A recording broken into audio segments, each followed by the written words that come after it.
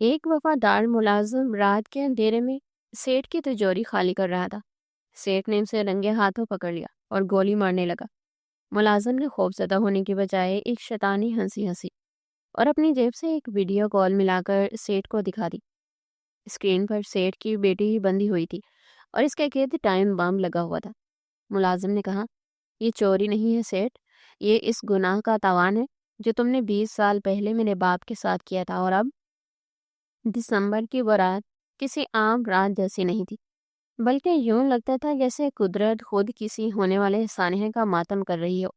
آسمان پر بادلوں کا ایک سیاہ سمندر امڑ آیا تھا جو ستارے اور چاند کی ہر کرن کو نگل رہا تھا، اور زمین پر ایک ایسی تاریکی مسلط تھی جسے ہاتھ سے ٹٹولا جا سکتا تھا۔ باہر طوفانی ہوائیں سیٹ جہانگیر کی قدیم اور وسیع و عریض حویلی کی کھڑکیوں سے ٹکرا رہی تھی، جیسے کوئی ندیدہ قوت اندر داخل ہونے کی اجازت مانگ رہی ہو، یا شاید اندر موجود مکینوں کو آنے والی تباہی سے خبردار کر رہی ہو۔ شیشوں پر بارش کی بچھاڑ یوں پڑ رہی تھی جیسے کوئی مٹھی بھر کنکر پوری قوت سے پھینک رہا ہو۔ حویلی کے اندر ایک پر اسرار اور دیدی خاموشی کا راج تھا، ایسی خاموشی جو طوفان کے شور سے زیادہ خوفناک محسوس ہو رہی تھی، کیونکہ یہ سکون نہیں تھا بلکہ ایک بہت بڑے دھماکے سے پہلے کا حبس تھا۔ کوریڈور میں مدھم سی نائٹ لائٹس جل رہی تھی جو دیواروں پر لگی مہنگی پینٹنگز کے سائے فرش پر ایسے ڈال رہی تھی جیسے وہ تصویریں زندہ ہو کر رقص کر رہی ہوں۔ اسی نیم تاریکی میں مخمل کی قالین پر ایک سایہ رینگ رہا تھا۔ قدموں کی چاپ کا کوئی سوال ہی نہیں تھا، کیونکہ چلنے والا اس حویلی کے چپے چپے سے، لکڑی کے فرش کی ہر چرچراہٹ سے اور ہوا کے گزرنے کے ہر راستے سے واقف تھا۔ یہ سمیر تھا، وہ سمیر جسے سیٹ جہانگیر اپنی اولاد سے زیادہ نہیں تو کم بھی نہیں سمجھتا تھا، وہ جس کے ہاتھ میں پچھلے 10 سالوں سے اس گھر کی عزت، کاروبار اور راز امانت ہے۔ مگر آج سمیر کی چال میں وہ روایتی عاجزی نہیں تھی، اس کے کندھے جھکے ہوئے نہیں تھے، بلکہ اس کے جسم میں ایک شکاری چیتے جیسی پھرتی اور تناؤ تھا۔ اس نے سیاہ رنگ کا لباس پہن رکھا تھا جسے اندھیرے کا ہی ایک حصہ بنا رہا تھا۔ اس کی منزل سیٹ جہانگیر کا ذاتی اسٹڈی روم تھا، وہ کمرہ جہاں سیٹ کے سوا کسی کو جانے کی اجازت نہ تھی، سوائے سمیر کے۔ سمیر اسٹڈی روم کے باری برکم بلوط کے دروازے پر رکا۔ اس نے پیچھے مڑ کر نہیں دیکھا۔ اس کے چہرے پر جذبات کا فقدان تھا، نہ خوف، نہ پشیمانی، نہ ہی کوئی جوش، بس ایک سرد مہر سکون، جیسے وہ کوئی میکینیکل رپورٹ ہو جسے ایک خاص مشین فیڈ کر دیا گیا ہو۔ اس نے دستانے پہنے ہاتھوں سے آہستگی سے ہینڈل گھمایا۔ دروازہ جو باقاعدگی سے تیل دیا جاتا تھا بنا کسی آواز کے کھل گیا۔ اندر کی فضا میں سیٹ جہانگیر کے مہنگے سنگاروں کی بو رچی ہوئی تھی، وہ بو جو کبھی سمیر کو طاقت اور اختیار کی خوشبو لگتی تھی، آج اسے سرن محسوس ہو رہی تھی۔ بجلی کی ایک زوردار کڑک کے ساتھ کمرہ ایک لمحے کے لیے روشن ہوا اور سمیر سیدھا اس دیوار کی طرف بڑھا جہاں ایک بہت بڑی تجریدی پینٹنگ لگی ہوئی تھی۔ اس نے انتہائی مہارت سے پینٹنگ کو ایک طرف سرکایا۔ پیچھے فولاد کی ایک مضبوط تجوری دیوار میں نصب تھی۔ سیٹ جہانگیر کا آئرن والیٹ کہا جاتا تھا کہ اس کی تجوری کو کھولنا ناممکن ہے۔ اس کا پاسپورٹ ہر ہفتے تبدیل ہوتا تھا اور وہ صرف سیٹ کے ذہن میں محفوظ رہتا تھا، لیکن سیٹ بھول گیا تھا کہ انسان کی یادداشت دھوکہ دے سکتی ہے مگر سائے سب کچھ دیکھ لیتے ہیں۔ سمیر نے کئی بار سیٹ کو یہ تجوری کھولتے دیکھا تھا، کنکیوں سے نہیں بلکہ اس اعتماد کی آڑ میں جو سیٹ اس پر کرتا تھا۔ سیٹ اکثر سمیر کے سامنے ہی کوڈ ڈائل کرتا تھا، یہ سوچ کر کے یہ وفادار ملازم تو ان نمبروں کی اہمیت سے ہی ناواقف ہے۔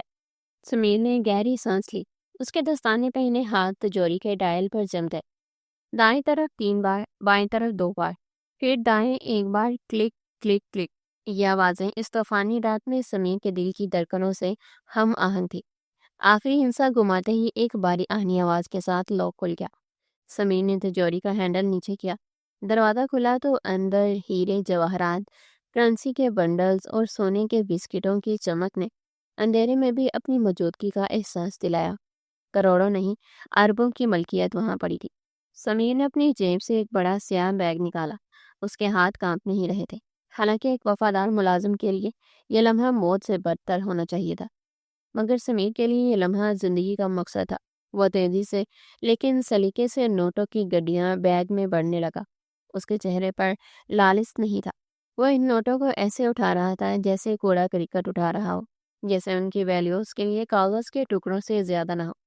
ابھی وہ آدھا بیگ ہی بڑھ پایا تھا کہ اچانک کمرے میں روشنی کا سیلاب امڑ آیا۔ فانوس کے تمام کمکمے ایک ساتھ روشن ہو گئے اور آنکھوں کو چندیا دینے والی روشنی نے سمیر کے وجود کو بے نقاب کر دیا۔ میں جانتا تھا، میرا دل گواہی دے رہا تھا کہ سانپ کتنا بھی پالتو ہو جائے ایک دن ڈستا ضرور ہے۔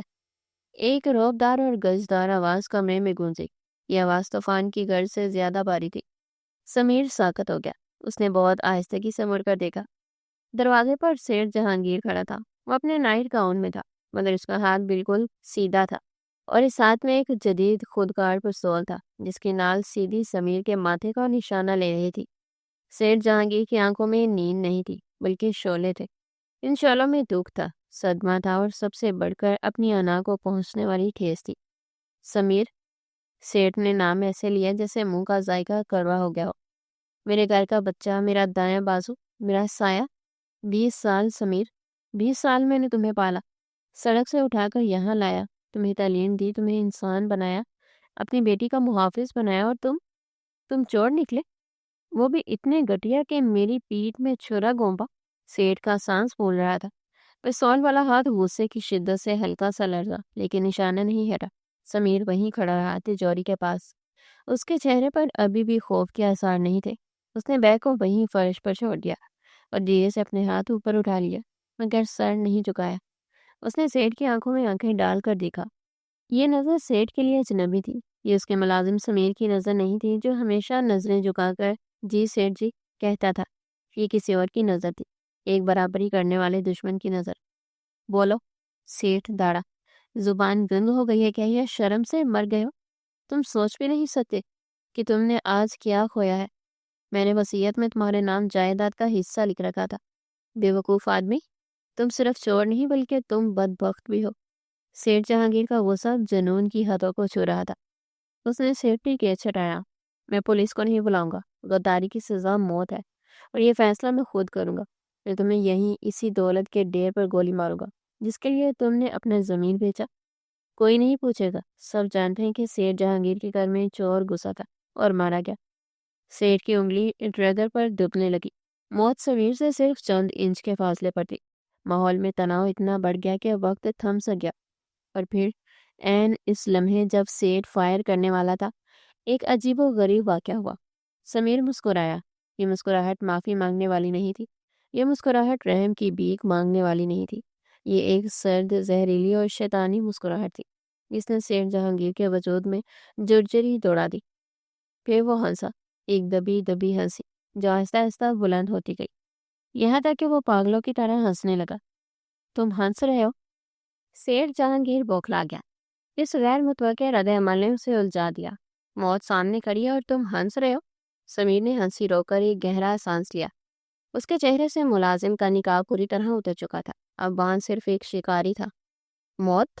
سمیر نے طنزیہ لہجے میں کہا۔ موت میرے سامنے نہیں کھڑی سیٹھ جہانگیر، موت تو تمہارے سامنے کھڑی ہے اور تم اتنے اندھے ہو کہ اسے دیکھ بھی نہیں پا رہے۔ اس نے بہت اطمینان سے اپنا دایاں ہاتھ نیچے کیا اور جیب کی طرف بڑھایا۔ ہاتھ اوپر۔ سیٹھ نے چیخ کر وارننگ دی، ورنہ میں بیجا اڑا دوں گا۔ چلاؤ گولی۔ سمیر نے انتہائی سکون سے کہا۔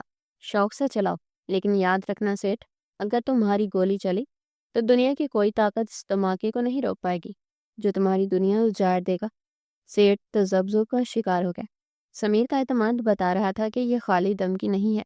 سمیر نے جیب سے کوئی ہتھیار نہیں بلکہ اپنا اسمارٹ فون نکالا۔ اس نے اسکرین پر کچھ ٹیپ کیا اور پھر فون کا رخ سیٹھ جہانگیر کی طرف کر دیا۔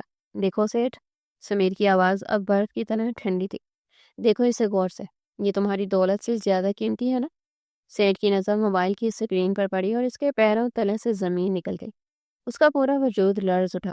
پستول اس کے ہاتھ سے چھوٹ کر قالین پر گرا، لیکن اسے خبر بھی نہ ہوئی۔ اسکرین پر ایک ویڈیو کال چل رہی تھی۔ منظر دھندلا تھا لیکن پہچاننے کے لیے کافی تھا۔ ایک پرانا خستہ حال گودام جیسا کمرہ تھا۔ درمیان میں ایک لکڑی کی کرسی تھی اور اس کرسی پر رسیوں سے جکڑی ہوئی ایک لڑکی بیٹھی تھی۔ اس کے منہ پر ٹیپ لگی ہوئی تھی، بال بکھرے ہوئے تھے اور آنکھوں میں وحشت ناچ رہی تھی۔ وہ زارا تھی، سیٹھ جہانگیر کی ایک لوتی بیٹی، اس کی زندگی، اس کی کائنات۔ زارا جو آج شام ہی اپنی یونیورسٹی فرینڈز کے ساتھ پارٹی پہ گئی تھی، اور جسے سمیر کا ہی ایک ڈرائیور لے کر گیا تھا۔ لیکن خوفناک منظر صرف زارا کا بندہ ہونا نہیں تھا، خوفناک منظر وہ تھا جو اس کے سینے کے ساتھ بندھا ہوا تھا، تاروں کا ایک الجھا ہوا جال، اور اس کے درمیان میں ایک ڈیجیٹل کلاک جس پر سرخ ہندسے الٹی گنتی گن رہے تھے، 29:59، 29:58۔ یہ ایک ٹائم بم تھا، ایک زندہ بم جو سیٹھ کی بیٹی کے دل کی دھڑکنوں کے ساتھ بنا ہوا تھا۔ نہیں! سیٹھ کے منہ سے ایک ٹوٹی ہوئی چیخ نکلی، وہ گھٹنوں کے بل زمین پر گر گیا۔ نہیں نہیں زارا! سمیر، یہ کیا ہے؟ تم کیا کر رہے ہو؟ وہ تو تمہیں بھائی سمجھتی ہے۔ خدا کے لیے سمیر، یہ مذاق بند کر دو۔ سیٹھ اب گڑ گڑا رہا تھا، لمحوں میں مالک غلام بن چکا تھا اور غلام خدا بن بیٹھا تھا۔ سمیر اپنی جگہ سے ہلا، سیٹھ کے قریب آیا اور گرا ہوا پستول اٹھا کر ایک طرف صوفے پر اچھال دیا۔ پھر وہ سیٹھ کے سامنے اکڑوں بیٹھ گیا، بالکل ویسے جیسے کبھی وہ سیٹھ کے جوتے پالش کرنے کے لیے بیٹھتا تھا، لیکن آج اس کی آنکھوں میں جو چمک تھی وہ فتح کی تھی۔ مذاق؟ سمیر نے سیٹھ کے جریوں زدہ چہرے کو غور سے دیکھا۔ تمہیں لگتا ہے میں نے اپنی زندگی کے 10 سال تمہاری غلامی میں اس لیے گزارے کہ آج تم سے کوئی مذاق کر سکوں؟ اس نے موبائل اسکرین کو سیٹھ کے چہرے کے مزید قریب کیا۔ ویڈیو میں زارا کی آنکھوں سے آنسو بہہ رہے تھے اور وہ بے بسی سے کیمرے کو دیکھ رہی تھی۔ غور سے دیکھو سیٹھ، ٹائمر دیکھ رہے ہو؟ 29 منٹ، صرف 29 منٹ بچے ہیں تمہاری نسل ختم ہونے میں۔ سیٹھ نے کانپتے ہاتھوں سے سمیر کے پاؤں پکڑ لیے۔ مجھے مار دو سمیر، مجھے مار دو، میری بیٹی کو چھوڑ دو۔ تمہیں پیسہ چاہیے؟ یہ تجوری لے لو، میری ساری جائیداد لے جاؤ، بس ایک فون کرو اور اسے چھوڑ دے۔ دیکھو میں تمہارے آگے ہاتھ جوڑتا ہوں۔ سیٹھ جہانگیر، جس کے نام سے شہر کامتا تھا، آج ایک ملازم کے قدموں میں ناک رگڑ رہا تھا۔ سمیر نے جھٹکے سے اپنا پاؤں چھڑایا اور کھڑا ہو گیا۔ اس نے سائڈ ٹیبل سے سیٹھ کا سگار باکس اٹھایا، ایک مہنگا سنگار نکالا اور بڑے اطمینان سے اسے سلگانے لگا۔ دھوئیں کا مرغولا فضا میں بکھیرتے ہوئے اس نے وہ جملہ کہا جو سیٹھ کی روح تک کو گائل کر گیا۔ پیسہ؟ سمیر نے ایک حقارت بھری ہنسی ہنسی۔ تمہیں واقعی لگتا ہے کہ یہ سب پیسے کے لیے ہے؟ تم امیر لوگ ہر چیز کی قیمت پیسے میں کیوں لگاتے ہو؟ اس کی آواز اچانک سخت اور کرخت ہو گئی۔ یہ چوری نہیں ہے سیٹھ، یہ اس گناہ کا تاوان ہے جو تم نے 20 سال پہلے میرے باپ کے ساتھ کیا تھا۔ سیٹھ جہانگیر ششدر رہ گیا۔ تمہارا باپ؟ اسے کچھ سمجھ نہیں آ رہا تھا۔ سمیر تو ایک یتیم لڑکا تھا جسے وہ شیلٹر ہوم سے لایا تھا۔ اس کا باپ کون تھا؟ کون سا گناہ؟ ہاں، میرا باپ۔ سمیر کی آنکھوں میں ماضی کی راکھ سلگنے لگی۔ احسن ملک، یاد آیا نام؟ یا اپنی دولت کے نشے میں اپنے بہترین دوست کا نام بھی بھول گئے جسے تم نے برباد کیا تھا؟ احسن ملک کا نام سنتے ہی سیٹھ جہانگیر کا رنگ فک ہو گیا، جسے کسی نے اس کے جسم سے سارا خون نچوڑ لیا ہو۔ پرانی یادیں جو اس نے شعور کے کسی تہہ خانے میں دفن کر دی تھی، اچانک زندہ ہو کر اس کے سامنے آ کھڑی ہوئی۔ 20 سال پرانے منظر، پولیس کی گاڑیاں، احسن کی چیخیں، اور پھر اگلے دن اخبار میں اس کی خودکشی کی خبر۔ تم احسن کے بیٹے ہو؟ سیٹھ کی آواز میں دہشت تھی۔ وہ چھوٹا سا لڑکا ساحل، سمیر نام ہے میرا اب، سمیر نے ڈانٹ کر کہا۔ ساحل تو اسی دن مر گیا تھا جس دن تم نے میرے باپ کو چور بنا کر دنیا کے سامنے پیش کیا تھا اور خود ہیرو بن گئے تھے۔ آج میں اسی لیے آیا ہوں، انصاف لینے نہیں، بدلہ لینے۔ تم نے مجھ سے میرا باپ چھینا تھا، مجھے یتیم خانے کی ٹھوکروں پر چھوڑا تھا۔ آج میں تم سے تمہاری بیٹی چھینوں گا، حساب برابر ہوگا۔ سیٹھ کی آنکھوں کے سامنے اندھیرا چھانے لگا۔ باہر طوفان کا شور تیز ہو گیا تھا اور کمرے کے اندر ٹائمر کی خاموش ٹک ٹک سیٹھ کے دماغ پر ہتھوڑے برسا رہی تھی۔ سمیر صوفے پر بیٹھ گیا، ٹانگ پر ٹانگ رکھی اور موبائل سکرین کو اپنی طرف کر لیا جہاں زارا موت کے دہانے پر بیٹھی تھی۔ اب بیٹھ جاؤ جہانگیر، سمیر نے حکم دیا۔ کہانی لمبی ہے اور وقت بہت کم۔ آج فیصلہ عدالت نہیں کرے گی، آج فیصلہ میں کروں گا، اور اس فیصلے کی سیاہی تمہاری بیٹی کے خون سے لکھی جائے گی۔ کمرے میں پھیلا ہوا سگار کا دھواں اب محض دھواں نہیں رہا تھا، بلکہ وہ ماضی کی انبھولی بصری یادوں کا ایک غبار بن چکا تھا جس نے سیٹھ جہانگیر کے وجود کو دھندلا کر دیا تھا۔ سمیر کی آواز جو کبھی انتہائی مؤدب اور دھیمی ہوا کرتی تھی، اب ایک ایسے ہتھوڑے کی طرح سیٹھ کے اعصاب پر برس رہی تھی جس کی ہر چوٹ کے ساتھ اس کے ماضی کی ایک نئی پرت ادھر رہی تھی۔ احسن ملک، سیٹھ جہانگیر نے نام دہرایا، یہ سوا نام اس کے گلے میں کانٹے کی طرح پھنس گیا ہو۔ اس کے ذہن کے پردے پر 20 سال پرانی فلم چلنے لگی۔ وہ وقت جب جہانگیر سیٹ نہیں تھا بلکہ صرف جہانگیر تھا، اور اس کا سایہ اس کا بزنس پارٹنر اور اس کا جگری یار احسن ملک اس کے ساتھ ہوتا تھا۔ دونوں کا نام مارکیٹ میں ایک ساتھ لیا جاتا تھا، جہانگیر اینڈ احسن ایسوسی ایٹس۔ وہ دو جسم اور ایک جان کی طرح مشہور تھے، لیکن پھر دولت کی ہوس نے وہ کھیل کھیلا جو صدیوں سے انسانوں کا مقدر رہا ہے۔ سمیر سیٹھ کے چہرے کے بدلتے تاثرات کو ایسے پڑھ رہا تھا جیسے کوئی ماہر نفسیات کھلی کتاب پڑھتا ہے۔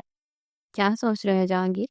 سمیر نے طنز مسکراہٹ کے ساتھ کہا، جبکہ اس کی انگلیاں موبائل سکرین پر زارا کی لرزتی ہوئی تصویر کو سہلا رہی تھی۔ یہی نا کہ وہ ڈیل کیسی تھی؟ وہ ہیرو کی وہ بڑی کھیپ جو افریقہ سے آنی تھی، وہ پروجیکٹ جس نے تمہاری آنکھوں پر پٹی باندھی تھی۔ سیٹھ جہانگیر نے چونک کر سمیر کو دیکھا۔ اس لڑکے کو اتنی تفصیلات کیسے معلوم تھی؟ سمیر نے اپنی بات جاری رکھی۔ اس کا لہجہ اب ایک کہانی سنانے والا کا سا تھا، ایک ایسی خونی کہانی جو اس نے بار بار اپنے ذہن میں دہرائی تھی۔ تمہیں یاد ہے جہانگیر، اس رات تم میرے باپ کے گھر آئے تھے۔ بارش اس رات بھی ایسی ہی ہو رہی تھی جیسے آج ہو رہی ہے۔ تم مٹھائی کا ڈبہ لائے تھے۔ تم نے کہا تھا، یار احسن، ہماری قسمت بدلنے والی ہے، بس ان کاغذات پر سائن کر دو، کسٹم کا سارا معاملہ میں سنبھال لوں گا۔ میرے باپ نے تم پر شک نہیں کیا؟ کیسے کرتا؟ تم تو اس کے بھائیوں سے بڑھ کر تھے۔ اس نے بنا پڑھے دستخط کر دیے تھے، لیکن ان کاغذات میں کیا لکھا تھا؟ ان میں لکھا تھا کہ کمپنی کے تمام غیر قانونی اثاثوں اور اسمگلنگ کا ذمہ دار تنہا احسن ملک ہے اور منافع کا حقدار جہانگیر۔ تم نے اپنی کمپنی میں چھپ کر غیر قانونی مال منگوایا اور پھر خود ہی پولیس کو مخبری کر دیا۔ واہ جہانگیر سیٹھ، کیا شاطر دماغ پایا تھا تم نے۔ سیٹھ جہانگیر کا جسم پسینے میں شرابور ہو چکا تھا۔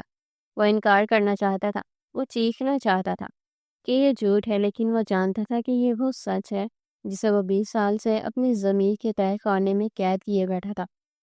سمیر کی آواز میں اب درد کی آمیزش ہونے لگی تھی۔ اگلی صبح جب پولیس آئی تو میں وہیں تھا۔ میں ڈرائنگ روم کے پردے کے پیچھے چھپا ہوا اپنی کھلونا گاڑی سے کھیل رہا تھا۔ انسپیکٹر نے میرے باپ کو گریبان سے پکڑا اور تھپڑ مارا۔ وہ احسن ملک جس کی شناخت کی قسمیں پورا شہر کھاتا تھا، اسے ایک مجرم کی طرح گھسیٹا گیا۔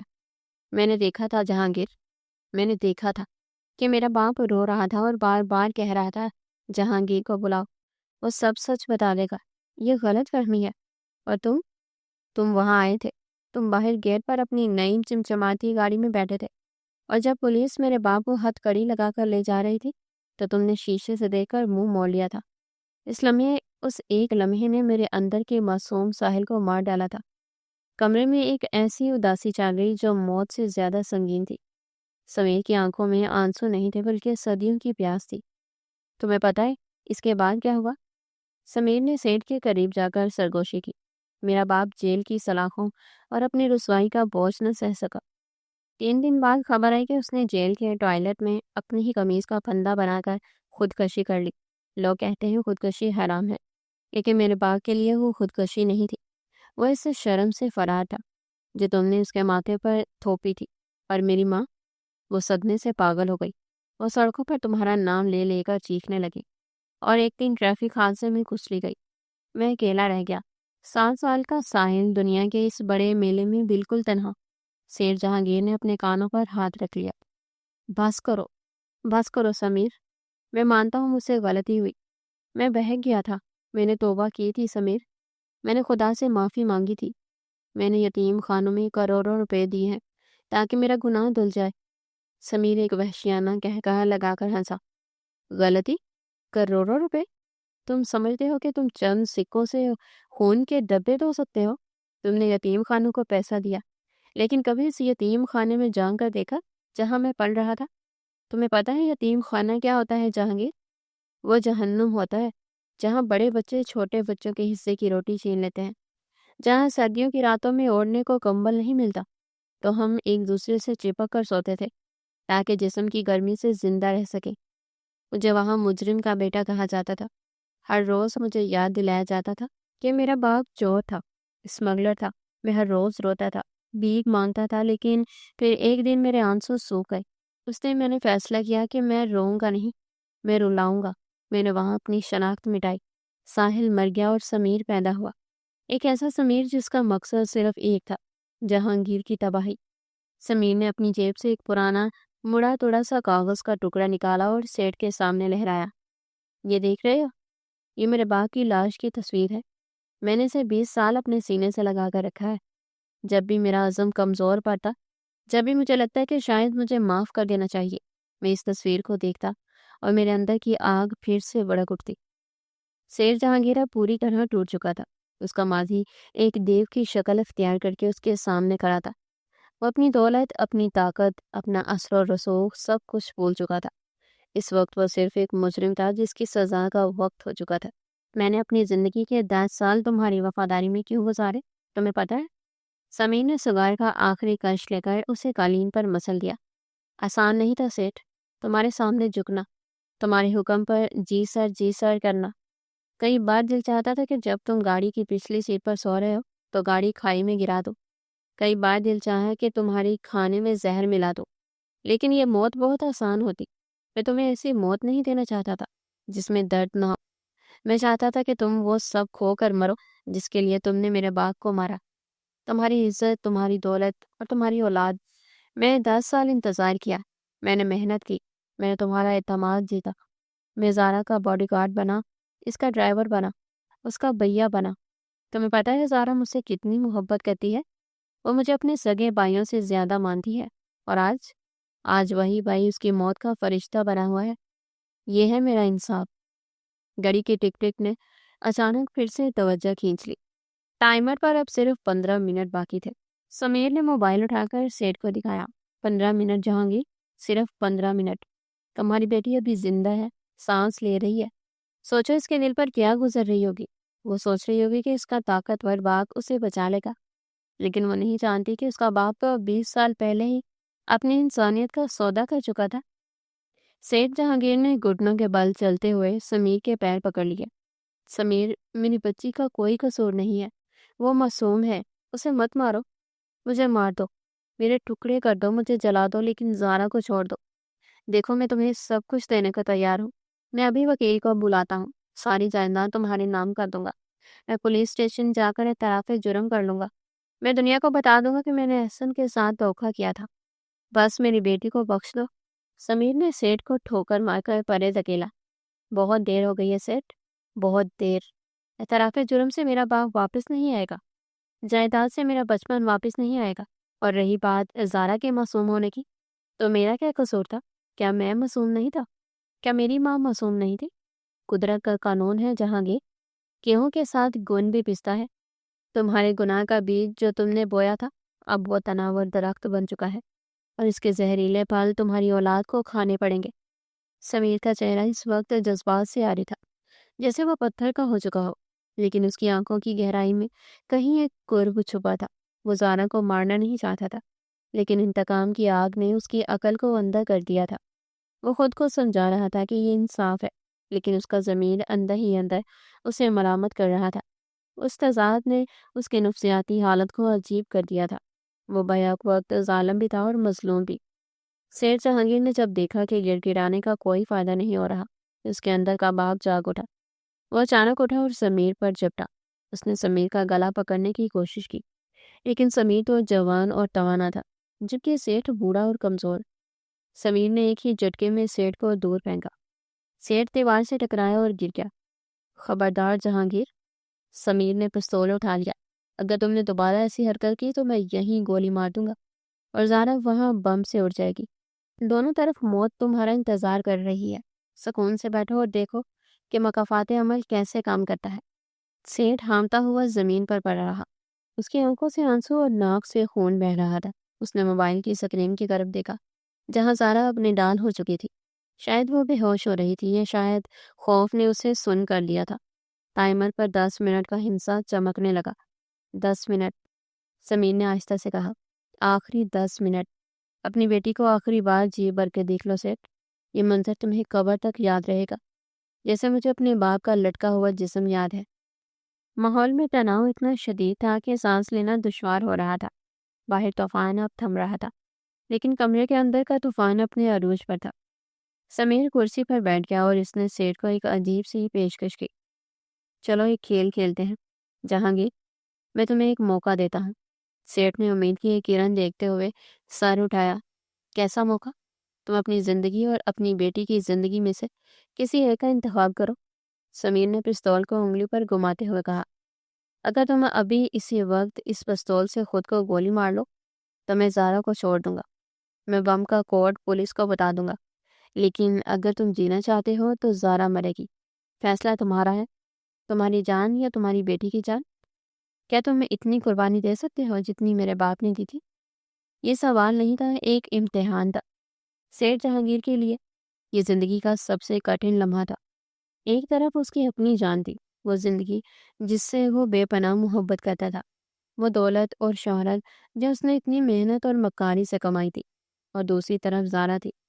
کیا وہ واقعی اتنا بہادر تھا کہ اپنی بیٹی کے لیے جان دے سکے، یا اس کی خود غرضی آج بھی جیت جائے گی؟ سمیر خاموشی سے سیٹھ کے چہرے کو دیکھ رہا تھا، یہ جاننے کے لیے کہ 20 سال گزرنے کے بعد جہانگیر بدلا ہے یا وہی پرانا بزدل اور خود غرض انسان ہے۔ سیٹھ کا ہاتھ کانپتے ہوئے پستول کی طرف بڑھا۔ اس نے پستول اٹھایا، اس کا وزن اسے منو بھاری لگا۔ اس نے پستول کی نال اپنی کنپٹی پر رکھی، اس کی آنکھیں بند تھی اور ہونٹ لرز رہے تھے۔ سمیر کی آنکھوں میں ایک چمک آئی۔ کیا جہانگیر واقعی یہ کر گزرے گا؟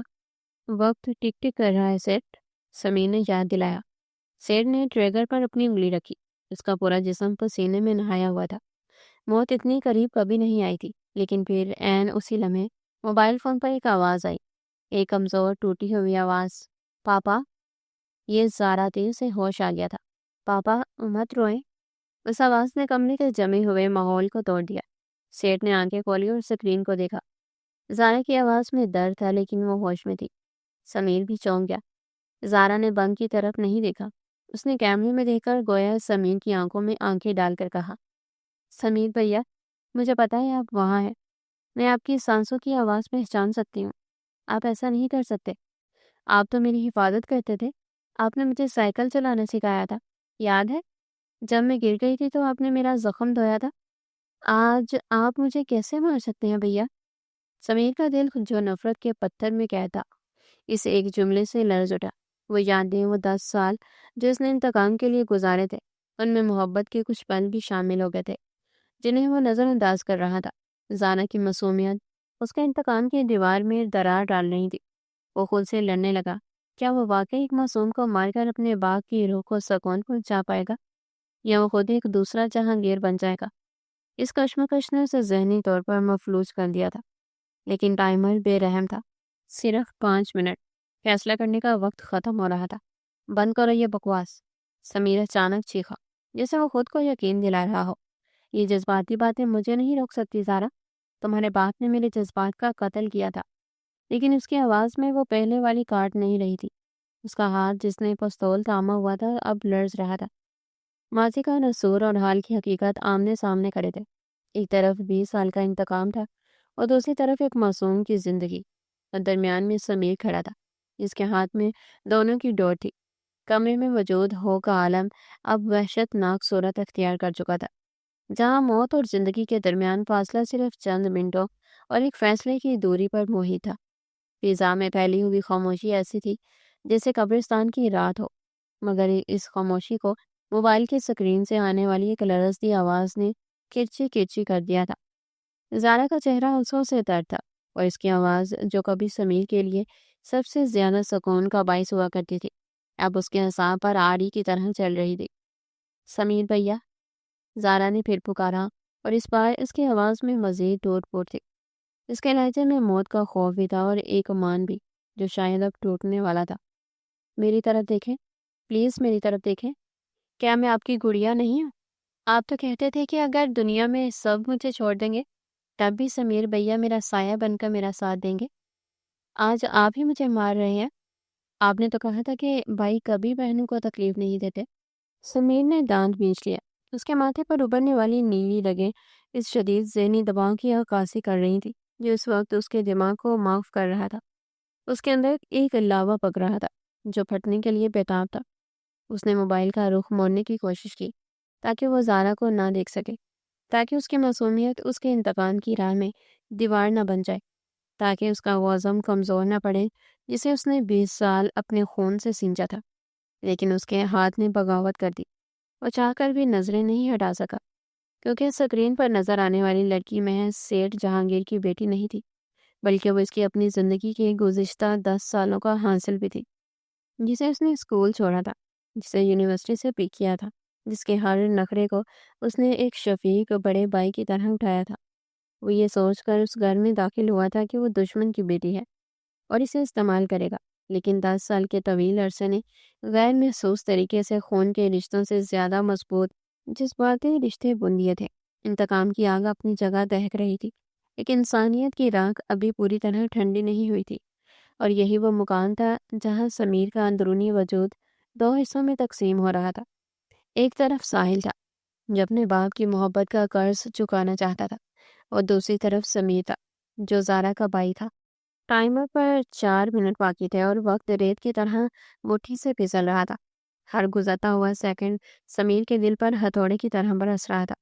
سیٹھ جہانگیر جو ابھی خودکشی کرنے کو تیار ہو گیا تھا، زارا کی آواز سن کر دوبارہ ہوش میں آ چکا تھا۔ اس نے سمیر کے چہرے پر آنے والے تغیر کو نوٹ کر لیا تھا۔ وہ ایک شاطر بزنس مین تھا اور لوگوں کے چہرے پڑھنا اس کا پرانا ہنر تھا۔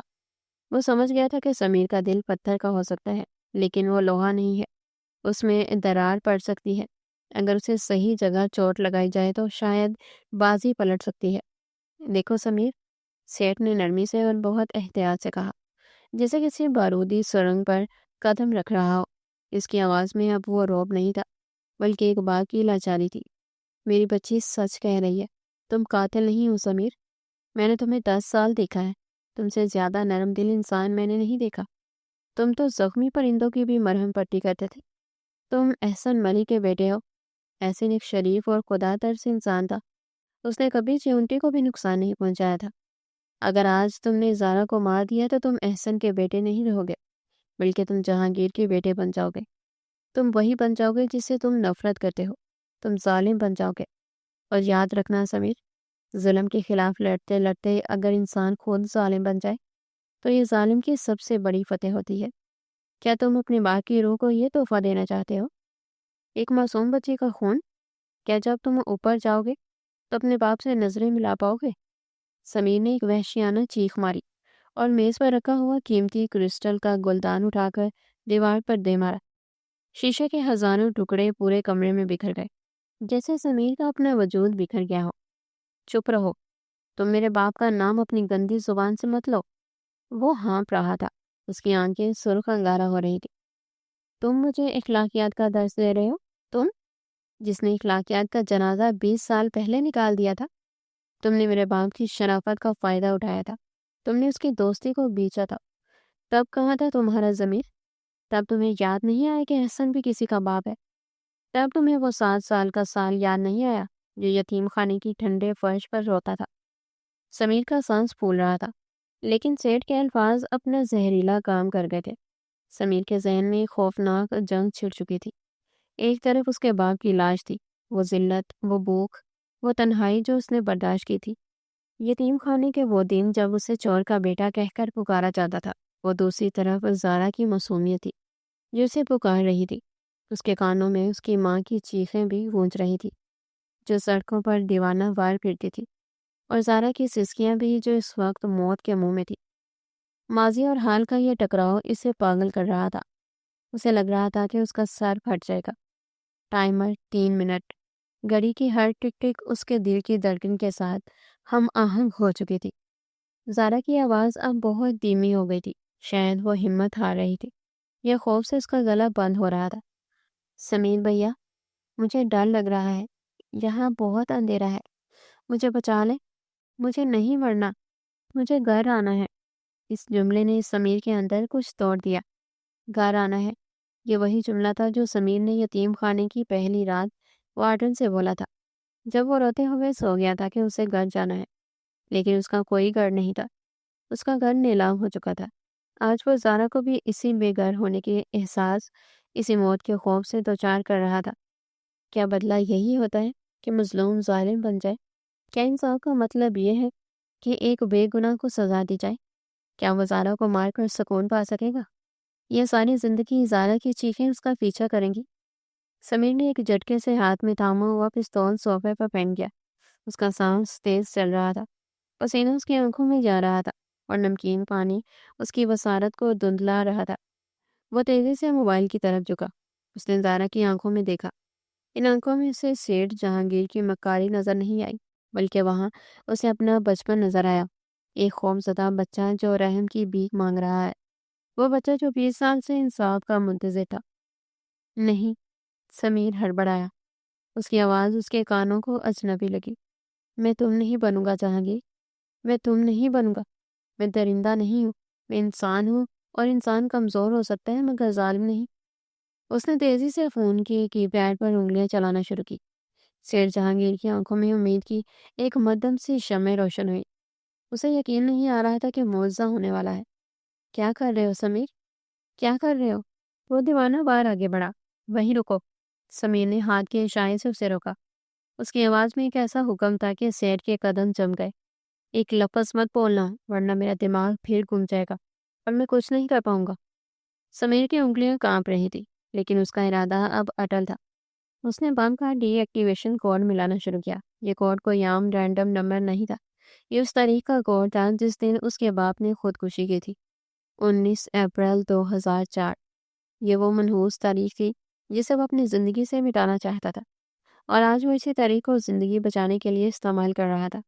یہ کتنی بڑی ستم ظریفی تھی کہ موت کی تاریخ آج زندگی کی ضامن بن رہی تھی۔ 4091 انٹر۔ اسکرین پر ایک پروسیسنگ بار چلنے لگی۔ ٹائمر 145 144 ہر سیکنڈ صدیوں پر محیط لگ رہا تھا۔ باہر طوفان کی شدت میں کمی نہیں آئی تھی، اور شاید قدرت بھی آج ان کا امتحان لے رہی تھی۔ نیٹ ورک سگنل کمزور ہو رہے تھے۔ طوفانی ہوا اور گرج چمک کی وجہ سے انٹرنیٹ کنیکشن میں خلل آ رہا تھا۔ اسکرین پر لوڈنگ کا دائرہ گھوم رہا تھا، اور بم کا ٹائمر اپنی رفتار سے چل رہا تھا۔ چل جا میرے بھائی، خدا کے لیے۔ سمیر کے منہ سے بے اختیار نکلا۔ یہ پہلی بار تھا کہ اس نے پچھلے 20 سالوں میں خلوص دل سے خدا کو پکارا تھا۔ اے خدا، مجھے قاتل مت بننے دے، میری مدد کر۔ سیٹھ جہانگیر بھی سانس روکے اسکرین کو دیکھ رہا تھا۔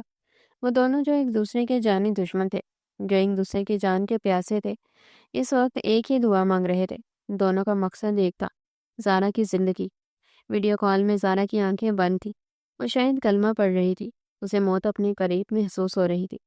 اس کے معصوم چہرے پر ایک عجیب سا سکون تھا، جو طوفان سے پہلے کی خاموشی جیسا تھا۔ Timer 59 second. سرخ بتی تیزی سے بلنک کرنے لگی۔ یہ خطرے کی گھنٹی تھی، سگنل ڈراپ ہو رہا تھا۔ سمیر چلایا، اس کی آواز میں وحشت تھی۔ لعنت ہو اس طوفان پر۔ وہ دیوانہ وار کھڑکی کی طرف بھاگا۔ اس نے کوہنی مار کر ونڈو پین کا شیشہ توڑا اور فون کو کھڑکی سے باہر ہوا میں لہرایا تاکہ سگنل آ سکے۔ تیز بارش کا پانی اندر آنے لگا اور سمیر کو بھگونے لگا۔ اس کے کپڑے، اس کا چہرہ سب بھیگ چکا تھا، لیکن اسے ہوش نہیں تھا۔ ہو جاؤ کرنٹ، پلیز خدا، آج میری سن لے۔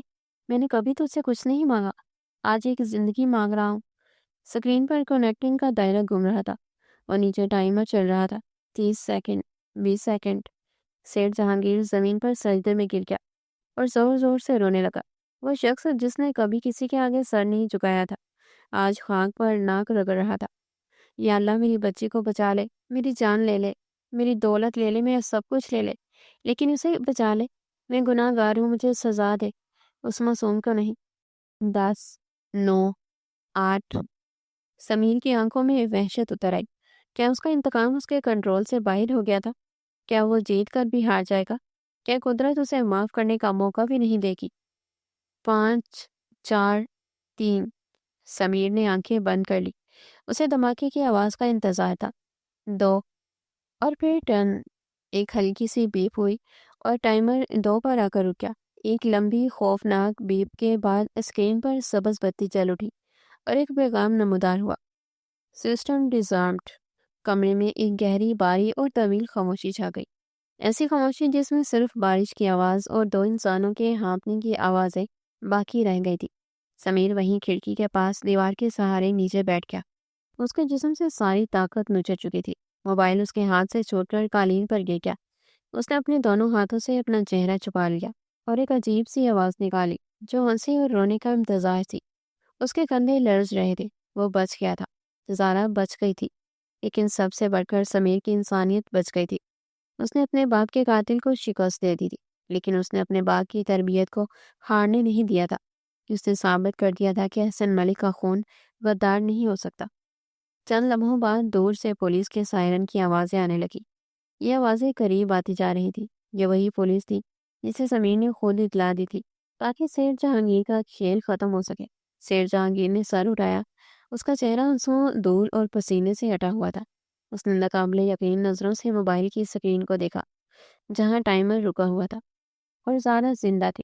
پھر اس نے سمیر کو دیکھا جو بارش میں بھیگتا ہوا فرش پر بیٹھا تھا۔ سمیر اب پرسکون ہو چکا تھا۔ اس کے چہرے سے وہ شیطانی تاثر، وہ نفرت اور انتقام کی آگ غائب ہو گئی تھی، اور وہاں ایک گہرا سکون تھا، جیسے برسوں پرانا بوجھ اتر گیا ہو، جیسے کوئی مسافر طویل سفر کے بعد گھر پہنچ گیا ہو۔ تم نے اسے بچا لیا؟ سیٹھ کی آواز میں حیرت اور بے یقینی تھی۔ وہ اب بھی صدمے میں تھا۔ تم مجھے برباد کر سکتے تھے، تم میرا نام و نشان مٹا سکتے تھے، تم نے مجھے تباہ کرنے کے لیے پوری زندگی لگا دی، پھر تم نے ایسا کیوں کیا؟ تم نے اپنے دشمن کی بیٹی کو کیوں بچایا؟ سمیر آہستہ سے اٹھا، اپنے گیلے بالوں کو پیچھے کیا اور سیٹھ کے سامنے آ کر کھڑا ہو گیا۔ اب اس کی آنکھوں میں نفرت نہیں تھی، بلکہ رحم تھا، ایسا رحم جو کسی بہت ہی حقیر اور قابل ترس چیز کو دیکھ کر آتا ہے۔ کیونکہ میں احسن ملک کا بیٹا ہوں، جہانگیر سیٹھ، سمیر نے دھیمے مگر مضبوط لہجے میں کہا۔ میرے باپ نے مجھے سکھایا تھا کہ ظلم کا بدلہ ظلم سے لینا تمہیں بھی ظالم بنا دیتا ہے۔ اگر میں زارا کو مار دیتا تو مجھ میں اور تمہیں کیا فرق رہ جاتا؟ تم نے پیسے کے لیے دوست کو مارا، میں بدلے کے لیے ایک بیٹی کو مارتا، ہم دونوں درندے بن جاتے اور تاریخ ہمیں ایک ہی نام سے یاد رکھتی۔ آج میں نے تمہیں زندہ چھوڑا ہے، لیکن یہ مت سمجھنا کہ میں نے تمہیں معاف کر دیا ہے یا میں کمزور پڑ گیا ہوں۔ سیٹھ جہانگیر اسے سوالیہ نظروں سے دیکھنے لگا۔ پولیس کی گاڑی حویلی کے احاطے میں داخل ہو چکی تھی۔ نیلے اور سرخ بتیوں کے عکس کمرے کی دیواروں پر ناچ رہے تھے اور ہونٹوں کی آوازیں کانوں کے پردے پھاڑ رہی تھی۔ میں تمہیں وہ سزا دے رہا ہوں جہانگیر جو موت سے زیادہ بدتر ہے۔ میں تمہیں زندگی کی سزا دے رہا ہوں۔ سمیر نے دروازے کی طرف قدم بڑھاتے ہوئے کہا۔ تمہاری بیٹی زندہ ہے اور وہ سب جانتی ہے۔ اس نے ہماری ساری باتیں سن لی ہیں۔ وہ جان گئی ہے کہ اس کا باپ ایک ہیرو نہیں بلکہ ایک چور ہے، ایک دھوکے باز اور ایک قاتل ہے۔ وہ جان گئی ہے کہ اس کی رگوں میں دوڑنے والا خون اور یہ ساری شان و شوکت حرام کی کمائی پر مبنی ہے۔ کل تک وہ تمہیں آئیڈیل مانتی تھی، اب وہ تمہارے چہرے کو دیکھنا بھی گوارا نہیں کرے گی۔ تم اس عالیشان محل میں رہو گے جہانگیر، لیکن بالکل اکیلے۔ تمہاری دولت تمہارے پاس ہوگی، لیکن اسے بانٹنے والا کوئی نہیں ہوگا۔ تمہاری بیٹی تمہارے سائے سے بھی نفرت کرے گی۔ یہ ہے میرا اصلی انتقام، ایک زندہ لاش بن کر جینا جہاں موت بھی تمہیں گلے لگانے سے انکار کرے۔ اس لمحے اس دروازہ درام سے کھلا اور پولیس کے مسلح کمانڈوز کمرے میں داخل ہوئے۔ ہینڈز اپ، اپنی جگہ سے مت ہلنا، انہوں نے چلاتے ہوئے بندوقیں تان لی۔ پورا کمرہ پولیس والوں سے بھر گیا۔ سیٹھ جہانگیر اپنی جگہ بت بنا کھڑا رہا، اسے ارد گرد کا کوئی ہوش نہیں تھا۔ سمیر نے مسکراتے ہوئے اپنے دونوں ہاتھ سر کے پیچھے باندھ لیے اور گھٹنوں کے بل بیٹھ گیا۔ جب انسپکٹر نے آگے بڑھ کر اسے ہتھ کڑی لگائی تو سمیر نے کوئی مزاحمت نہیں کی۔ وہ قیدی لگ ہی نہیں رہا تھا، اس کے چہرے پر ایک فاتحانہ مسکراہٹ تھی۔ اسے جیل جانے کا کوئی ڈر نہیں تھا، کیونکہ وہ تو پچھلے 20 سال سے اپنے ماضی کی جیل میں قید تھا۔ آج وہ آزاد ہوا تھا، آج اس کی روح کی زنجیریں ٹوٹی تھی۔ سیٹھ جہانگیر نے لڑکھڑاتے ہوئے قدموں سے موبائل اٹھایا۔ زانا کی آواز ابھی بھی آ رہی تھی، وہ رو رہی تھی۔ ہیلو ہیلو پاپا؟ سیٹھ نے کانپتے ہوئے فون کان سے لگایا۔ اس کا دل چاہ رہا تھا کہ وہ بیٹی کی آواز سن کر سکون پائے۔ بیٹا زارا، میں پاپا۔ اس کی آواز رند گئی۔ مجھے آپ سے بات نہیں کرنی مسٹر جہانگیر۔ زارا کی آواز دوسری طرف سے آئی اور یہ آواز برق کی طرح سرد تھی۔ اس میں وہ محبت، وہ مان، وہ اپنائیت سب ختم ہو چکی تھی جو کچھ دیر پہلے تک تھی۔ میں نے سب سن لیا ہے، سب کچھ۔ آپ نے انکل احسن کے ساتھ کیا کیا تھا، آپ نے سمیر بھیا کے ساتھ کیا کیا۔ مجھے شرم آ رہی ہے، میں آپ کی بیٹی ہوں۔ مجھے گن آ رہی ہے اپنے نام کے ساتھ آپ کا نام لگاتے ہوئے۔ آج آپ نے صرف ایک دوست نہیں کھویا جہانگیر صاحب، آج آپ نے اپنی بیٹی بھی کھو دی ہے۔ میں اب کبھی اس گھر میں واپس نہیں آؤں گی جہاں کی بنیادوں میں بے گناہوں کا خون شامل ہو۔ اور اس کے ساتھ ہی لائن کٹ گئی۔ فون سیٹ کے ہاتھ سے چھوٹ کر زمین پر گر گیا، جیسے اس کی دنیا گر گئی ہو۔ وہ وہیں قالین پر ڈہ گیا، اس کے منہ سے بے آواز چیخیں نکل رہی تھی۔ وہ اپنی کروڑوں کی دولت کے بیچوں بیچ بیٹھا تھا، لیکن اس وقت کائنات کا سب سے غریب انسان وہی تھا۔ اسے اپنی دولت سے، اپنے وجود سے گنا رہی تھی۔ پولیس سمیر کو لے جا رہی تھی۔ سمیر نے جاتے جاتے دہلیز پر رک کر مڑ کر دیکھا۔ سیٹھ جہانگیر دولت کے ڈھیر، کھلی تجوری اور بکھرے ہوئے نوٹوں کے درمیان بیٹھا بچوں کی طرح بلک بلک کر رو رہا تھا۔ یہ منظر سمیر کے دل پر آخری مہر ثابت ہوا۔ انصاف ہو چکا تھا۔ قدرت نے اپنا فیصلہ سنا دیا تھا۔ سمیر کو پولیس وین میں بٹھایا گیا۔ اس کے ہاتھوں میں ہتھکڑی تھی، لیکن اس کا سر فخر سے بلند تھا۔ باہر بارش تھم چکی تھی۔ بادل چھٹ رہے تھے اور مشرق سے فجر کی پہلی کرن پھوٹ رہی تھی۔ آسمان پر ایک سرخی مائل روشنی نمودار ہو رہی تھی، جو امید کا پیغام لا رہی تھی۔ سمیر نے سلاخوں کے پیچھے سے اس روشنی کو دیکھا۔ 20 سال کی لمبی، کالی اور وحشتناک رات آخر کار ختم ہو گئی تھی۔ اسے معلوم تھا کہ اسے لمبی قید ہوگی، شاید عمر قید، شاید پھانسی، لیکن اس کے دل میں جو سکون تھا وہ کسی بھی آزادی سے بڑھ کر تھا۔ اس نے اپنے باپ کا قرض چکا دیا تھا۔ اس نے اپنا ضمیر بیچے بغیر انصاف حاصل کر لیا تھا۔